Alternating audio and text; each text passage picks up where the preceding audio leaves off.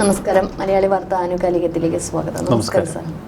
ഇന്നലെ നിയമസഭയിലെത്തിയ 2 ദിവസം മുമ്പ് നിയമസഭയിലെത്തിയ രാഹുൽ മാങ്കൂട്ടത്തിൽ വളരെ ഊർജ്ജസ്വലനായിട്ടാണ് ഇപ്പോൾ കാണപ്പെടുന്നത്. ഒരുപക്ഷെ പൊതുമധ്യത്തിൽ കാണപ്പെടുന്നില്ലെങ്കിലും അദ്ദേഹത്തിൻ്റെ ഫേസ്ബുക്ക് പോസ്റ്റുകളൊക്കെ എടുത്ത അദ്ദേഹം തിരികെ വന്നു എന്നുള്ള രീതിയിലുള്ള കാര്യങ്ങളൊക്കെയാണ് നമുക്ക് അതിൽ നിന്ന് കാണുന്നത്. പാലക്കാട്ടേക്ക് അദ്ദേഹം സജീവമാകാൻ പോകുന്നു. അതിന് മുന്നോടിയായിട്ട് ഇന്നലെ നമുക്കറിയാം അടിയന്തര പ്രമേയം അവതരിപ്പിച്ചത് ഈ പറഞ്ഞ ലോക്കപ്പ് മർദ്ദനത്തെ പറ്റിയായിരുന്നു.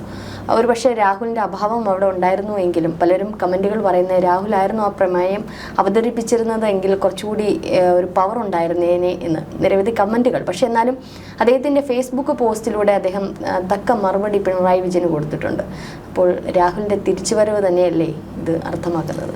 ഇതിലെ നമുക്ക് ചർച്ച ചെയ്യപ്പെടാതെ പോകുന്നൊരു വലിയൊരു വിഷയമുണ്ട്. എന്തുകൊണ്ടാണ് രാഹുൽ മാങ്കൂട്ടം ഇപ്പോൾ വാർത്തകളിൽ നിറഞ്ഞു നിൽക്കുന്നത്? പ്രത്യേകിച്ച് ലൈംഗിക പീഡനം ഉൾപ്പെടെ കടുത്ത ആരോപണങ്ങൾ ഉയർന്നൊരു നേതാവ്, വലിയ വിവാദ ചുഴിയിൽ അകപ്പെടേണ്ട ഒരു നേതാവ്, വിവാദങ്ങളിലൂടെ വളർന്നു കത്തുന്ന ഒരു അപൂർവ കാഴ്ച. ഇതെന്തുകൊണ്ടാണ്? ഇതിന് 2 കാരണങ്ങളുണ്ട്. ആ കാരണം അഡ്രസ്സ് ചെയ്യപ്പെടാതെ പോയാൽ ഇവിടെ എന്നേക്കുമായി തീരുന്നത് കോൺഗ്രസ് എന്ന പ്രസ്ഥാനമായിരിക്കും.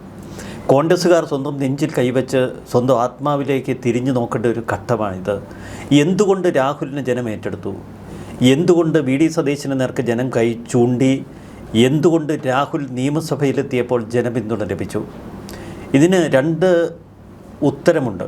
ഒന്ന്, കോൺഗ്രസ്സിന് നഷ്ടപ്പെട്ടതെന്തോ അത് രാഹുലിലുണ്ട്. അതാണ് ജനങ്ങൾ തിരയുന്നത്. കോൺഗ്രസ്സിന് എന്താണ് കഴിഞ്ഞ കുറേ കാലമായി നഷ്ടപ്പെട്ടിരിക്കുന്നത്? കോൺഗ്രസിൻ്റെ പോരാട്ട വീര്യം, കോൺഗ്രസിൻ്റെ ഒരു കരുത്തും പോരാട്ട വീര്യവും എവിടെ പ്രകടമാകുന്നോ അവിടെ ജനങ്ങൾ ഒരുമിച്ച് നിൽക്കും. ഇവിടെ രാഹുൽ മാങ്കൂട്ടം വ്യത്യസ്തനാകുന്നതും അതുകൊണ്ട് തന്നെയാണ്. എവിടെ ഷാഫി വ്യത്യസ്തനായി ആ പോരാട്ട വീര്യം, ആ കരുത്ത് പിണറായി ഭരണത്തിന് മുന്നിൽ പ്രകടിപ്പിച്ചപ്പോൾ അവിടെ ജനം ഒരുമിച്ച് നിന്നു. ജനത്തിന് വേണ്ടത് ഒരു കരുത്തോടെയുള്ളൊരു പ്രതിപക്ഷത്തെയാണ്. ഇവിടെ പ്രതിപക്ഷ നേതാവിൻ്റെ ആർജവം നഷ്ടപ്പെടുന്നുവോ എന്ന് കോൺഗ്രസ് പ്രവർത്തകർക്കും കോൺഗ്രസ് അണികൾക്കും സംശയം തോന്നി തുടങ്ങിയിട്ട് കുറച്ചു കാലമായി. കോൺഗ്രസിലെ മറ്റ് നേതാക്കൾ ഈ കരുത്ത് പ്രകടമാക്കുന്നില്ല. പഴയ കോൺഗ്രസിലെ വൃദ്ധ നേതാക്കൾ അവരൊക്കെ ഇപ്പോൾ ഒരു സീറ്റിന് വേണ്ടി കാത്തിരിക്കുകയാണ്. വരുന്ന നിയമസഭാ തിരഞ്ഞെടുപ്പിൽ സുരക്ഷിതമായ ഏതെങ്കിലും ഒരു മണ്ഡലത്തിൽ മത്സരിച്ച് വീണ്ടും മന്ത്രിക്കുപ്പായം തയ്പ്പിച്ച് വെച്ച് മന്ത്രിയാകാനുള്ള ഒരുക്കമൊക്കെ നടത്തിയിരിക്കുന്നു. ഈ മന്ത്രിക്കുപ്പായം ധരിപ്പിച്ച് വെച്ച് ചാനൽ മൈക്കുകളുടെ മുന്നിൽ ചില പ്രസ്താവനകളിൽ മാത്രം ജീവിക്കുന്ന ഒരുപിടി നേതാക്കൾ ഇവിടെയുണ്ട്. അവർക്കൊന്നും ഒരു ക്രിയാത്മക പ്രതിപക്ഷമായി അവതരിക്കാൻ ഇവിടെ കഴിയുന്നില്ല. ഇവിടെയാണ് രാഹുലിൻ്റെ സംഭാഷണങ്ങളും രാഹുലിൻ്റെ ചാനൽ ജീവിതവും ഒക്കെ വ്യത്യസ്തമായത്. രാഹുൽ വെല്ലുവിളിച്ചത് പിണറായി വിജയനെയാണ്. കേരളത്തിൻ്റെ മുഖ്യമന്ത്രിയാണ്, കേരളത്തിൻ്റെ ഭരണാധികാരിയാണ്. ഒരു ഭരണാധികാരി ഏതൊക്കെ തലത്തിൽ കരുത്ത് പ്രകടിപ്പിച്ച് തൻ്റെ ഉരുക്കുമുഷ്ടി ഉപയോഗിച്ച് ഇവിടെ ഏകാധിപത്യ ശൈലിയിൽ ഭരണം തുടരുന്നുവോ അദ്ദേഹത്തെ നേരിടേണ്ടത് അതിനേക്കാൾ ഉരുക്കുമുഷ്ടിയുള്ള പ്രതിരോധ സമര രീതികളിലൂടെയാവണം. അതിന് ആർജവം നഷ്ടപ്പെട്ട കോൺഗ്രസ്സുകാർ ഇപ്പോൾ രാഹുലിനെ ജനം നെഞ്ചേറ്റുന്നു എങ്കിൽ ഇവിടെ അവരാണ് ആത്മപരിശോധന നടത്തേണ്ടത്. അതായത് രാഹുലിൻ്റെ ഗർഭം തേടുകയും രാഹുലിൻ്റെ മൊറാലിറ്റി അന്വേഷിക്കുകയും അല്ല കോൺഗ്രസ് നേതാക്കൾ ചെയ്യേണ്ടത്. രാഹുലിനെതിരെ ആരോപണം ഉയർന്നു വന്ന് അവർ നടപടിയെടുത്ത് അതെന്തുമാകട്ടെ, അവിടെ അവസാനിച്ചു. പകരം എന്തുകൊണ്ട് ജനം രാഹുലിൻ്റെ പിന്നാലെ പോയി എന്ന് ഈ കോൺഗ്രസ് എന്തുകൊണ്ട് പരിശോധിക്കുന്നില്ല? അവരെന്തുകൊണ്ട് തിരിച്ചറിയുന്നില്ല? അവരതിന് പകരം ചെയ്യുന്നത് അവരിപ്പോഴും രാഹുലിനെ വേട്ടയാടുകയാണ്. ഞങ്ങൾ രാഹുൽ മാങ്കൂട്ടത്തിനെതിരെ എടുത്ത നടപടി തെറ്റായി പോകുന്നൊരു ഘട്ടമുണ്ടായാൽ അവിടെ ജനങ്ങൾ തങ്ങളെ തിരസ്കരിക്കും. എന്നേക്കുമായി ഈ കോൺഗ്രസ് നേതാക്കളുടെ നേതൃത്വം കുഴിച്ചു മൂടപ്പെടുമെന്ന ഭയം അവരുടെ ഉള്ളിൽ കത്തിയാളുകയാണ്. അതുകൊണ്ടാണ് രാഹുലിനെതിരെയുള്ള നിരവധി തെളിവുകൾ തങ്ങളുടെ പോക്കറ്റിലുണ്ട്. അതെടുത്ത് പുറത്തേക്കിട്ടാൽ ഇവൻ തീരും. ഇവൻ പാലക്കാട്ടേക്ക് കോൺഗ്രസ് നേതാക്കളെ വെല്ലുവിളിച്ച് കടന്നു വന്നാൽ അവിടെയിട്ട് രാഹുലിനെ പുകച്ചു തീർക്കും എന്നൊക്കെ രഹസ്യം പ്രചരിപ്പിക്കുന്നത് മാധ്യമങ്ങളിലൂടെ ഇതേ കോൺഗ്രസ് നേതാക്കൾ. നിയമസഭാ സമ്മേളനത്തിനെത്തിയ രാഹുൽ മാങ്കൂട്ടത്തിൽ യഥാർത്ഥത്തിൽ തോൽപ്പിച്ചത് പിണറായി വിജയനെയല്ല. രാഹുൽ ഉന്നം വെച്ചത് വി.ഡി. സതീശനെ തന്നെയാണ്, പ്രതിപക്ഷ നേതാവിനെ തന്നെയാണ്. ആ ഉന്നം വെക്കലിന് ചില കാരണങ്ങളുണ്ട്. രാഹുൽ മാങ്കൂട്ടത്തിനെതിരെ ആരോപണങ്ങൾ ഉയർന്നു വന്നതിന് തൊട്ടു പിന്നാലെ ഏറ്റവും ശക്തമായ പ്രതികരണങ്ങളിൽ നടത്തിയ ഒരു നേതാവ് രമേശ് ചെന്നിത്തലയാണ്. പക്ഷേ രമേശ് ചെന്നിത്തലയുമായി രാഹുൽ മാങ്കൂട്ടത്തിന് വ്യക്തിപരമായി അത്ര വലിയ ഇഴയെടുപ്പും ഉണ്ടായിരുന്നില്ല. രാഹുൽ എ ഗ്രൂപ്പിലൂടെയാണ് സജീവ കോൺഗ്രസ് രാഷ്ട്രീയത്തിലേക്ക് വളർന്നു കയറിയത്. പക്ഷേ പിന്നീട് സതീശൻ ഗ്രൂപ്പിലേക്ക് ചേക്കേറി, പിന്നീട് കെ സി വേണുഗോപാൽ വിഭാഗത്തിലേക്ക് മാറി. അപ്പോൾ സതീശനുമായി വല്ലാത്ത ഇഴയെടുപ്പം ഇത് പാലക്കാട് ഉപതെരഞ്ഞെടുപ്പിലൊക്കെ നമ്മൾ കണ്ടതാണ്. അതേ സതീശൻ തൻ്റെ ജീവിതത്തിലെ ഏറ്റവും ദുർഘടഘട്ടത്തിൽ തന്നെ സംരക്ഷിച്ച് നിർത്തിയില്ല എന്ന പരിഭവം രാഹുലിൻ്റെ മനസ്സിലുണ്ട്. പക്ഷെ സതീശനെ സംബന്ധിച്ച് ചെറുപ്പക്കാർക്ക് അമിത പ്രാധാന്യം കൊടുത്ത് പാർട്ടിയിലേക്ക് അവരെ കൈപിടിച്ചു കൊണ്ടുവന്ന് തനിക്കൊരു വലയം തീർത്ത് തൻ്റെ പോരാട്ടത്തിന് ഈ ചെറുപ്പക്കാരായ നേതാക്കളെ ഉപയോഗപ്പെടുത്തുന്ന സ്വാർത്ഥത കേരളത്തിൽ കോൺഗ്രസിൽ പ്രയോഗിക്കുന്നു എന്നൊരു ആരോപണം നേരിടുന്നയാളാണ്. അപ്പോൾ ഈ കൂട്ടത്തിൽപ്പെട്ട ഒരു ചെറുപ്പക്കാരനെതിരെ വളരെ നിശ്ചിതമായ ആരോപണങ്ങൾ ഉയർന്നു വന്നപ്പോൾ കർക്കശ നിലപാടിലേക്ക് സതീശൻ കടന്നു. അത് സതീശൻ്റെ ഇമേജ് വളർത്താനാണ്. തൻ്റെ വലങ്കയ്യായി നിന്ന ആ യുവ നേതാവിനെതിരെ ആരോപണം വന്നപ്പോൾ താൻ അയാളെ സഹായിച്ചു ഇല്ല എന്ന് മാത്രമല്ല, താൻ പാർട്ടിയിൽ നിന്ന് തന്നെ അയാളെ വലിച്ചെറിഞ്ഞു എന്ന് തനിക്കൊപ്പമുള്ളവരെയും കേരളത്തിലെ കോൺഗ്രസ് പ്രവർത്തകരെയും പൊതുജനങ്ങളെയും ഒന്ന് ബോധ്യപ്പെടുത്തുകയായിരുന്നു സതീശൻ്റെ ലക്ഷ്യം. പക്ഷേ ഇത് അമ്പേ പാളി. സതീശൻ്റെ കണക്കൂട്ടൽ തുടക്കത്തിൽ തന്നെ പാളി. അതിനുശേഷം പലപ്പോഴും രാഹുൽ മാങ്കൂട്ടം സതീശനെ ഫോണിൽ വിളിച്ച് തൻ്റെ നിരപരാധിത്വം എന്ന് പറയാൻ വയ്യ, കാരണം താൻ തെറ്റ് ചെയ്തിട്ടുണ്ട്. പക്ഷേ അതിൻ്റെ സാഹചര്യം ഇതാണ്, തന്നെ എന്നേക്കുമായി തീർത്ത് കളയരുതേ എന്ന് യാചിച്ചിരുന്നുവെന്നാണ് നമ്മൾ അന്തഃപുരങ്ങളിൽ നിന്നറിയുന്നത്. പക്ഷേ അതിനോട് സതീശൻ മുഖം തിരിച്ച് കളഞ്ഞു. ഏറ്റവും ഒടുവിൽ നിയമസഭയിലേക്ക് രാഹുൽ മാങ്കൂട്ടത്തിൽ എത്തേണ്ടതില്ല എന്ന കർക്കശ നിലപാട് വി ഡി സതീശൻ എന്ന പ്രതിപക്ഷ നേതാവ് സ്വീകരിച്ചു. ഇവിടെയാണ് സതീശന് രാഷ്ട്രീയപരമായ വലിയൊരു പാളിച്ച സംഭവിച്ചത്. ഈ ഒരു നിലപാട് ആയുധമാക്കി സതീശൻ വിരുദ്ധ ചേരി. അവിടെ രമേശ് ചെന്നിത്തലയും പഴയ എ ഗ്രൂപ്പും സതീശനോട് എതിർപ്പുള്ള സംവിധാനങ്ങളുമൊക്കെ ഒരുമിച്ചു. അവർ രഹസ്യമായി രാഹുലിന് പിന്തുണ നൽകി. രാഹുൽ നിയമസഭയിലെത്തിയാൽ അത് സതീശൻ്റെ വീഴ്ചയാകുമെന്ന് അവർക്ക് കൃത്യമായി മനസ്സിലായി. അതുകൊണ്ട് രാഹുലിനെ നിയമസഭയിലെത്തിക്കാനുള്ള തന്ത്രങ്ങൾ മെനഞ്ഞു. അപ്പോൾ പിണറായിയെ തോൽപ്പിക്കാനല്ല, രാഹുൽ മാങ്കൂട്ടം നിയമസഭയിലെത്തിയത് സതീശനെ തോൽപ്പിക്കാൻ. ഒന്ന് എത്തിയാൽ മതി, അവിടെ സതീശൻ്റെ ആ ഇമേജ് പൊളിഞ്ഞടുങ്ങി വീഴും. അഥവാ നിയമസഭയിലെത്തിയ രാഹുൽ മാങ്കൂട്ടത്തിനെ വീണ്ടും വിമർശിക്കാൻ സതീശൻ ശ്രമിച്ചിരുന്നുവെങ്കിൽ സതീശൻ എന്നേക്കുമായി അസ്തമിച്ചു പോകുമായിരുന്നു. അപ്പോൾ അപകടം, ചതിക്കുഴി എല്ലാം മനസ്സിലാക്കി സതീശൻ നിശബ്ദനായി. അതുകൊണ്ടാണ് നിയമസഭാ സമ്മേളനം തുടങ്ങിയ ആദ്യ ദിവസം KPCC ഭാരവാഹികളുടെ യോഗം ചേർന്നപ്പോൾ സതീശൻ നിശബ്ദനായിരുന്നത്. അവിടെ സതീശനെ വീഴ്ത്താൻ രമേശ് ചെന്നിത്തല തുടങ്ങിയ സതീശൻ വിരുദ്ധ ചേരിക്ക് വളരെ ഫലപ്രദമായി കഴിഞ്ഞു. അതുകൊണ്ട് തന്നെ വിരുദ്ധ ചേരി പൂർണ്ണമായി രാഹുൽ മാങ്കൂട്ടത്തിന് പരിപൂർണ പിന്തുണ രഹസ്യമായി വാഗ്ദാനം ചെയ്തിരിക്കാം. ഇവിടെ രണ്ട് തലത്തിലാണ് രാഹുൽ പിന്നീട് കേരളത്തിലെ ജനങ്ങളുടെ മുന്നിൽ പ്രത്യക്ഷപ്പെടുന്നത്. ഒന്ന്, താൻ കോൺഗ്രസിന് വിധേയനായിരിക്കും എന്ന ഒരു പൊതുപ്രതീതി രാഹുൽ വളർത്തിയെടുത്തു. അതെങ്ങനെയാണ്? ഒന്ന്, പിണറായി വിജയനെതിരെ താൻ മൂർച്ചയുള്ള ആക്രമണങ്ങൾ ഒരിക്കൽ തൊടുത്തിരുന്നു എങ്കിൽ താനിപ്പോൾ ശരശയ്യയിലാണെങ്കിലും പിണറായിക്കെതിരെ പൊരുതാനുള്ള ആർജവം ഇപ്പോഴുമുണ്ട് എന്ന് തൻ്റെ ഫേസ്ബുക്ക് കുറിപ്പിലൂടെ കേരളത്തെ ബോധ്യപ്പെടുത്തി രാഹുൽ. മറുവശത്ത് പ്രതിപക്ഷ നേതാവല്ല, മറ്റേത് നേതാവ് തന്നെ തളച്ചിടാൻ ശ്രമിച്ചാലും താൻ തളയ്ക്കപ്പെടാൻ ആഗ്രഹിക്കുന്നില്ല, അവയ്ക്കുമീതെ പറന്നുയരുമെന്ന് നിയമസഭയിൽ ചെന്ന് തെളിയിച്ചു കൊടുത്തു.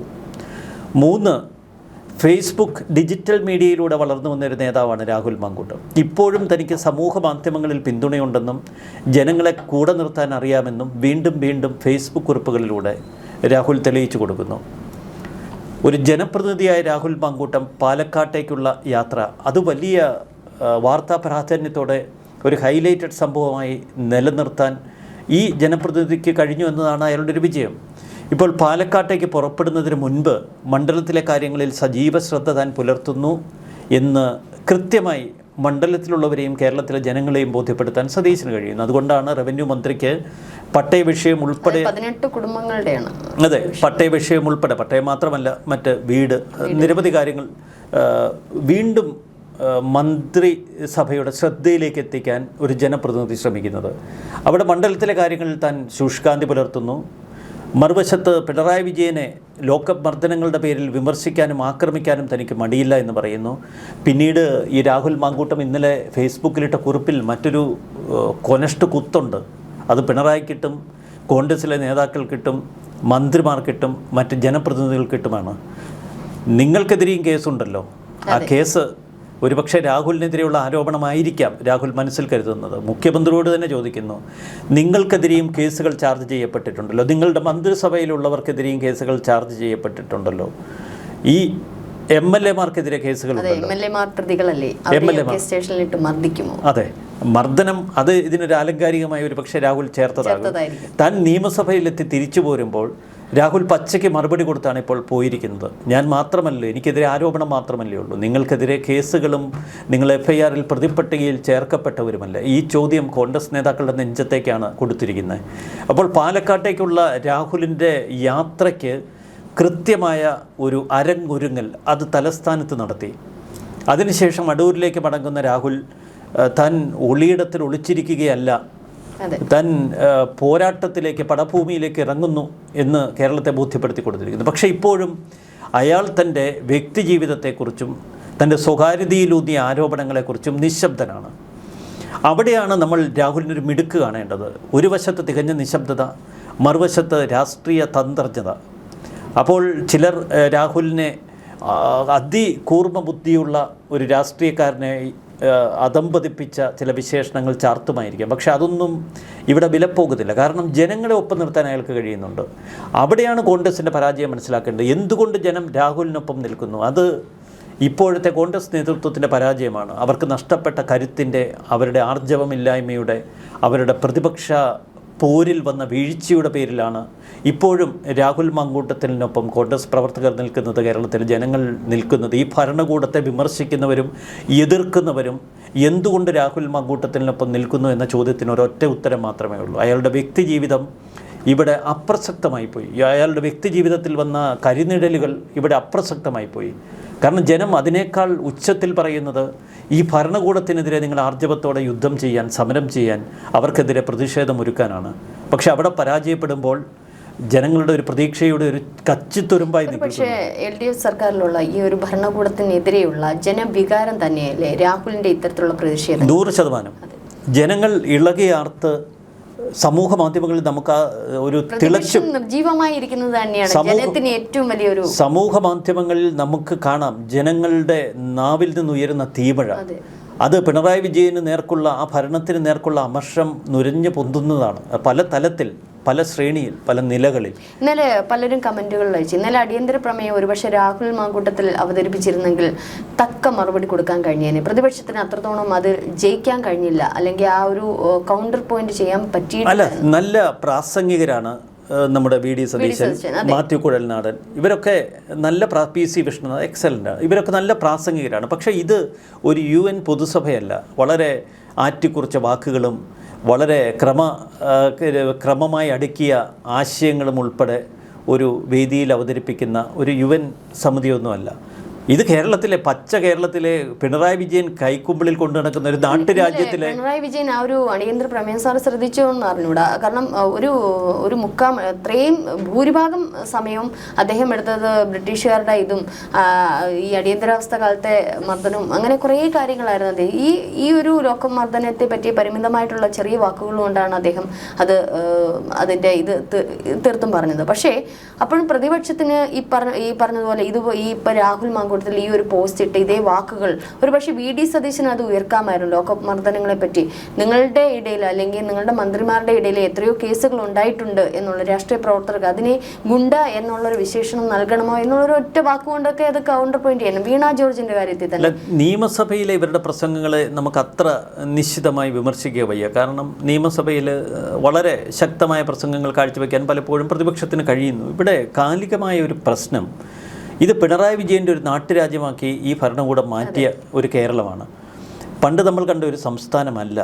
ഇവിടെ ജനാധിപത്യത്തിനൊന്നും വലിയ സ്ഥാനമില്ല. കാരണം ഒരു ലോക്കപ്പിലിട്ട് നമ്മുടെ പ്രജകളെ ഇടിച്ച് ഇഞ്ചപ്പരുവ് നോക്കിയാലും ആ പ്രജകൾക്കെതിരെ 8-10 കേസുണ്ട്. ഇത് പോലീസിൻ്റെ ഡ്യൂട്ടിയാണെന്ന മട്ടിൽ പ്രതികരിക്കുന്ന ഒരു ആഭ്യന്തരമന്ത്രി ഭരിക്കുന്ന കേരളമാണ്.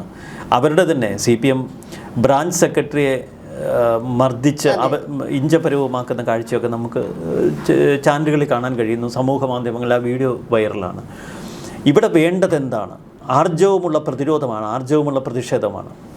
ഈ കോൺഗ്രസ് നേതാക്കൾ എപ്പോഴും പറയുന്ന ഒരു പരിഭവമുണ്ട്, മാധ്യമങ്ങൾക്ക് രാഹുൽ മാങ്കൂട്ടത്തിലിൻ്റെ കഥകൾ മതി, ഇവിടെ ഇക്കിളിപ്പെടുത്തുന്ന കഥകൾ മതിയെന്ന്. പക്ഷേ എവിടെയാണ് മാധ്യമശ്രദ്ധ കോൺഗ്രസ് നേതാക്കൾക്ക് നഷ്ടപ്പെട്ടിരിക്കുന്നതെന്ന് അവർ ആഴത്തിൽ ചിന്തിക്കണം. അവർ ആർജവം കാട്ടിയാൽ, അവർ പിണറായി വിജയൻ്റെ പോലീസ് നടത്തുന്ന ഈ നിഷ്ഠൂര ക്രൂരതയ്ക്ക് നേരെ അതിശക്തമായ പ്രതിരോധം തീർത്താൽ ജനം അവർക്കൊപ്പം നിൽക്കും. മാധ്യമങ്ങൾ ആ കോൺഗ്രസ് നേതാക്കളെ ഹീറോകളായി വാഴ്ത്തും. കേരളത്തിൽ പുതിയ ചില ചർച്ചകൾക്ക് അത് തുടക്കമിടും. 2.5 വർഷം കഴിഞ്ഞല്ലല്ലോ ഒരു ലോക്കപ്പ് മർദ്ദനത്തിൻ്റെ പേരിൽ ഇവിടെ സമരം നടത്തേണ്ടത്. അന്ന് 2.5 വർഷം മുമ്പ് ഇതേ കോൺഗ്രസ് നേതാക്കളെ ബോധ്യപ്പെടുത്താൻ ഇതേ പ്രാദേശിക കോൺഗ്രസ് നേതാക്കൾ ശ്രമിച്ചതല്ലേ? അവരന്ന് മുഖം തിരിച്ചു, അവരന്ന് കണ്ണടച്ചു. അപ്പോൾ ആഭ്യന്തര വകുപ്പ് മന്ത്രി ചെയ്ത അതേ ക്രൂരത അന്നത്തെ യൂത്ത് കോൺഗ്രസ് നേതാക്കളും കേരളത്തിലെ ഈ അടികൊണ്ട കോൺഗ്രസ് പ്രാദേശിക നേതാക്കളോട് ചെയ്തതാണ്. പ്രതികരിക്കേണ്ടത് ആ പ്രതികരിക്കേണ്ട സമയത്ത് അതിൻ്റെ ആർജവത്തോടെ പ്രതികരിക്കുന്നതാണ് ഒരു പ്രതിപക്ഷത്തിൻ്റെ ദൗത്യം. അവിടെ അവർ പരാജയപ്പെട്ടു.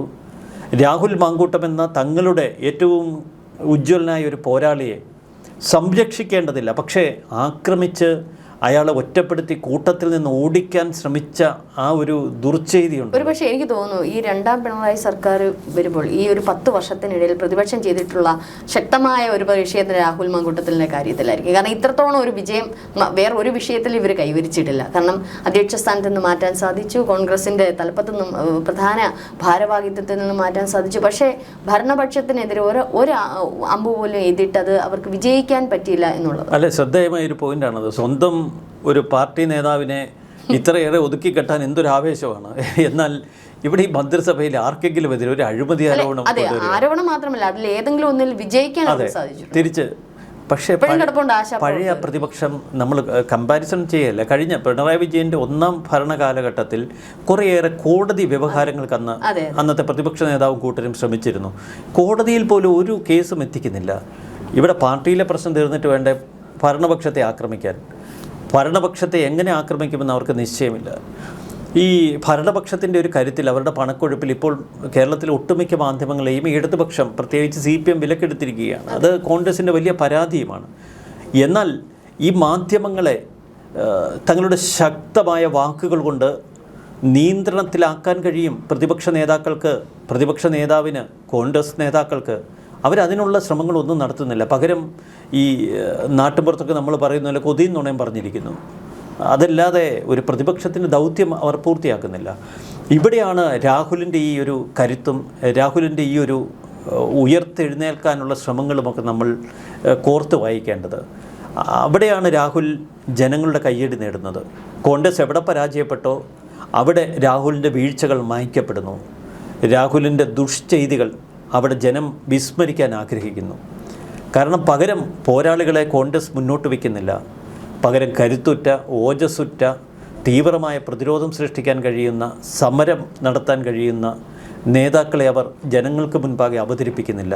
ഒരുപക്ഷെ എനിക്ക് പെട്ടെന്ന് ഓർമ്മ വന്നത് പണ്ടുള്ള മഹാരാജാക്കന്മാർ, പ്രഗത്ഭരായിട്ടുള്ള പ്രശസ്തരായിട്ടുള്ള മഹാരാജാക്കന്മാരുടെയൊക്കെ വ്യക്തിജീവിതം ഭയങ്കര ഇപ്പോൾ രാഹുൽ മാങ്കൂട്ടത്തിനേക്കാളും വളരെ വൾഗറായിട്ടുള്ള അല്ലെങ്കിൽ പറയാൻ കൊള്ളാത്ത തരത്തിലാണ്. പക്ഷേ വലിയൊരു രാജ്യഭരണ കാലത്ത് പലരും വലിയ കാര്യങ്ങളൊക്കെ ചെയ്തിട്ടുണ്ട് അല്ലെ. യുദ്ധത്തിൻ്റെ കാര്യത്തിലൊക്കെ വലിയധികം വെട്ടിപ്പിടുത്തങ്ങളൊക്കെ നടത്തിയിട്ടുള്ള രാജാക്കന്മാരുടെ വ്യക്തിജീവിതങ്ങൾ ഭയങ്കര പോരായ്മകളായിരുന്നു. പക്ഷേ അന്നൊക്കെ ജനം അംഗീകരിച്ചിരുന്നത് രാജാവെന്നുള്ളൊരു രീതിയിൽ തന്നെ. ഞാൻ മാങ്കൂട്ടത്തിനെ രാജാവായിട്ടൊന്നുമല്ല കാണുന്നത്, പക്ഷേ 2 നേതാക്കന്മാരുണ്ട് അന്നത്തെ കാലത്തെ ഇന്നത്തെ കാലത്തെ നേതാക്കന്മാരുടെ ഒരു ചെയ്തികൾ. ഒരു പക്ഷേ ജനം ആഗ്രഹിക്കുന്ന നല്ലൊരു നേതാവിനെയാണ്, വ്യക്തിജീവിതമായിരിക്കില്ല അല്ലേ? അല്ല, ഇതിൽ ഈ രാജാവിൻ്റെ ദുഷ്ചെയ്തികൾ അത് നമുക്ക് അവിടെയാണ് ഇന്നത്തെ ഒരു കാലഘട്ടം മാറി നിൽക്കുന്നത്. ചോദ്യം ചെയ്യപ്പെടാത്ത അധികാര സ്ഥാനങ്ങൾ ഏറ്റവും ജീർണമായിരിക്കും, ദുഷിച്ചതായിരിക്കും. അവർ പ്രജകൾക്ക് നേരെ ഏറ്റവും കൊടിയ ക്രൂരതകൾ നടത്തും. കാരണം അവർ ചോദ്യം ചെയ്യപ്പെടുന്നില്ല. അതുകൊണ്ടാണ് ഈ പിണറായി വിജയൻ സർക്കാരിന് കേരളത്തിൽ എന്തും നടത്താമെന്നൊരു ധാർഷ്ട്യം ഇപ്പോൾ സംഭവിച്ചിരിക്കുന്നത്. കേരളം ആരാ ഭരിക്കുന്നത്? കേരളത്തിലെ പല പ്രദേശങ്ങളായി തിരിച്ചാൽ പ്രാദേശികമായ CPM ഭരണത്തിന് കീഴിൽ കൊടുത്തിരിക്കുകയാണ് ഇപ്പോഴത്തെ CPM സംസ്ഥാന നേതൃത്വം. അതത് പ്രദേശത്തെ പോലീസ് ഭരണം, അവിടുത്തെ മണ്ണ് നികത്തൽ, അല്ലെങ്കിൽ മണൽ വ്യാപാരം, കല്ല്, ഈ പ്രകൃതി വിഭവങ്ങളുടെ ചൂഷണം, ഇതൊക്കെ പ്രാദേശികാടിസ്ഥാനത്തിൽ നേതാക്കൾക്ക് വീതം വെച്ച് കൊടുത്തിരിക്കുകയാണ്. അതിന് ശ്രേണി സംവിധാനങ്ങളുണ്ട്. വാർഡ് തലം മുതൽ അങ്ങനെ ജില്ലാ തലം വരെയുള്ള ശ്രേണി സംവിധാനങ്ങളുണ്ട്. ഇവരോട് ചേർന്ന് നിൽക്കുന്ന ഒരു ക്രീമി ലെയറുണ്ട്. ആ ക്രീമി ലെയറിന് ഇതിൻ്റെ ചില സുഖ സൗകര്യങ്ങളും ഈ അപ്പക്കഷ്ണങ്ങളും ഒക്കെ കിട്ടും. അപ്പോൾ ഇതൊരു വ്യവസ്ഥാപിത ചൂഷണ വിഭാഗമായി മാറി കേരളത്തിൽ. ഇതിനെ മുഴുവൻ സംരക്ഷിച്ചുകൊണ്ട് ഒരു കേന്ദ്ര ഭരണകൂടം പോലെ ഇവിടുത്തെ കേരളത്തിൻ്റെ സംസ്ഥാന ഭരണകൂടം നിലകൊള്ളുന്നു. അപ്പോൾ ഒരു ഡാർക്ക് നമ്മൾ പറയും ഒരു അധോലോക ഭരണം എന്നൊക്കെ പറയുന്നത് പോലെ ഒരു ഡാർക്ക് സൈഡഡ് അഡ്മിനിസ്ട്രേഷൻ അല്ലെങ്കിൽ ഒരു പാരലൽ അഡ്മിനിസ്ട്രേഷൻ, നമ്മൾ അമേരിക്കൻ ഡീപ്പ് സ്റ്റേറ്റ് എന്നൊക്കെ പറയുന്ന പോലെ ഇതൊരു ഡാർക്ക് ഡീപ്പ് സ്റ്റേറ്റ് കേരളത്തിലുണ്ട്. അത് നമുക്ക് ദൃശ്യമല്ല പലപ്പോഴും. അത് ദൃശ്യമാകുന്നത് ഒരു സാധാരണക്കാരൻ വീട്ടിലേക്ക് കുറച്ച് ടൈല് കൊണ്ടുവരുമ്പം അവരെ ഭയപ്പെടുത്തി 10,000 രൂപ പോക്കറ്റിടുന്ന പ്രാദേശിക നേതാക്കളുടെ രൂപത്തിലാകും. അല്ലെങ്കിൽ പുരയിടത്തിൽ ഒരു മരം മുറിച്ച് കൊണ്ടുപോകുമ്പോൾ ഞങ്ങൾക്ക് നോക്കുകൂലിയായി 10,000 രൂപ വേണമെന്ന് പറഞ്ഞ് പിടിച്ചു പറിക്കുന്നതിലാവും. ഇതൊക്കെ ഒറ്റപ്പെട്ട സംഭവം എന്ന നിലയിൽ ഒരു വ്യക്തിക്ക് വരുന്ന ദുരന്തമായി കരുതി അവരിതൊക്കെ അങ്ങ് വിസ്മരിക്കും. ഇത് ആയിരക്കണക്കിന്, 10,000-കണക്കിന്, ലക്ഷക്കണക്കിന് ജനങ്ങൾ നേരിടുന്ന ഒരു വലിയ ദുരന്തമാണ്. ഇതിനെയൊന്നും പ്രതിരോധിക്കാനോ പ്രാദേശിക തലത്തിൽ ഇതിന് വലിയ ഒരു പ്രതിഷേധ കവചമൊരുക്കാനോ ഈ പ്രതിപക്ഷത്തിന് കഴിയുന്നില്ല. തീർച്ചയായിട്ടും അതൊരു പോയിന്റാണ്. ഈ തദ്ദേശ തെരഞ്ഞെടുപ്പിൽ തന്നെ ഏറ്റവും അധികം ശ്രദ്ധിക്കേണ്ടുന്ന ഒരു കാര്യമാണ് പ്രാദേശികമായിട്ടുള്ള നേതാക്കന്മാർ, പ്രാദേശികമായിട്ടുള്ള ആ ഒരു ചുറ്റുപാടിൽ ഉള്ള ഒരു പരസ്പരമുള്ള ഒരു ഇത്. പക്ഷേ ഇത് പലപ്പോഴും കോൺഗ്രസ്സിന് അത് സാധ്യമാകുന്നില്ല. അടിത്തട്ടിൽ ഉള്ള പ്രവർത്തനങ്ങൾ വളരെ മൂല്യച്യുതി വന്നിട്ടുണ്ട്. അത് നേരത്തെയും ഒരു പക്ഷേ തദ്ദേശ തെരഞ്ഞെടുപ്പിലൊക്കെ നമ്മൾ മുൻകാലങ്ങളിൽ എടുത്താലും നമുക്കത് കാണാൻ സാധിക്കും. കോൺഗ്രസിന് സംഭവിച്ച മൂല്യച്യുതിയുടെ ഒരു ഭാഗമാണ് ഇപ്പോൾ രാഹുലിനെതിരെ ഉയർന്നു വന്ന ആരോപണം. ഇത് കോൺഗ്രസ് നേതാക്കൾക്ക് ഇത്തരം വ്യക്തി ജീവിതത്തിൽ വീഴ്ചകളുണ്ട് എന്ന് ഒരുപക്ഷെ സതീശൻ കൂടെ കിടക്കുന്നയാളല്ലേ, സതീശൻ അറിയാമായിരുന്നല്ലോ, ഷാഫിക്ക് അറിയാമായിരുന്നല്ലോ. എന്തുകൊണ്ട് അവർ നേരത്തെ തിരുത്തിയില്ല? എന്തുകൊണ്ട് അവർ പാലക്കാട് സീറ്റ് കൊടുത്തു? എന്തുകൊണ്ട് തങ്ങളുടെ കയ്യിൽ 67 പരാതികളുണ്ടെന്ന് ഇവർ വെറുതെ ഇപ്പോൾ വിളിച്ചു പോകുന്നു? ഇതൊക്കെ നേരത്തെ കിട്ടിയതല്ലേ. അപ്പോൾ നേരത്തെ പറഞ്ഞതുപോലെ രാജാവിൻ്റെ വീഴ്ച എന്നൊന്നും ഇതിനെ നമുക്ക് ന്യായീകരിക്കാൻ കഴിയില്ല. ഏത് നല്ല കാര്യങ്ങൾ ചെയ്താലും ജനം അതിന് കൈയടിക്കും. വ്യക്തിജീവിതത്തിലെ പാളിച്ചകൾ, വ്യക്തിജീവിതത്തിലെ ആരോപണങ്ങൾ, അതൊക്കെ കുറച്ച് വിശാല അർത്ഥത്തിൽ കാണുന്ന ഒരു ജനവിഭാഗം ഇവിടെ വളർന്നു വരുന്നുണ്ട്, ഒരു പുതുതലമുറ ഇവിടെയുണ്ട് എന്ന് ഇവർ കൂടി മനസ്സിലാക്കിയാൽ നല്ലത്. തീർച്ചയായിട്ടും വ്യക്തി ജീവിതവും രാഷ്ട്രീയ ജീവിതവും രണ്ടും രണ്ടാണ്. നല്ലൊരു നേതാവിനെയാണ് ഇപ്പോഴും ജനം ആഗ്രഹിക്കുന്നത്. നല്ലൊരു നേതാവ്, നല്ലൊരു പോരാട്ട വീര്യമുള്ള ഒരു നേതാവിനെ തന്നെയാണ് ഇപ്പോൾ താൽക്കാലികമായിട്ടാണെങ്കിലും നഷ്ടപ്പെട്ടിരിക്കുന്നത്. എന്തായാലും രാഹുൽ പാലക്കാട്ടേക്ക് വളരെ സജീവമാകാൻ പോകുന്നു. ശനിയാഴ്ച പാലക്കാട്ടേക്ക് പോകുന്നു. ഒരു പക്ഷേ DCC എത്രമാത്രം പിന്തുണ നൽകുമെന്നുള്ളതറിയില്ല. പക്ഷേ കോൺഗ്രസ് അനുഭാവികളുടെ പിന്തുണ രാഹുലിന് ഉണ്ടാകും എന്നുള്ള ഉറപ്പ് പല കോൺഗ്രസ് സൈബർ ഗ്രൂപ്പുകളിൽ നിന്ന് നമുക്ക് അറിയാൻ കഴിഞ്ഞു. തീർച്ചയായിട്ടും രാഹുൽ പ്രതിരോധിച്ച് തന്നെ മുന്നേറട്ടെ. പാലക്കാട്ടുകാർക്ക് ഒരുപാട് കാര്യങ്ങൾ ചെയ്യാൻ ആ ഒരു നേതാവിനെ വീഴ്ച ചെയ്തിട്ടുണ്ട്, അതുകൂടെ വലിച്ചു കയറപ്പെടണം, അത് രണ്ടാമത്തെ കാര്യം. പക്ഷേ രാഷ്ട്രീയത്തിൻ്റെതായ ശൈലി തുടരട്ടെ. അതെ, നന്ദി, നമസ്കാരം.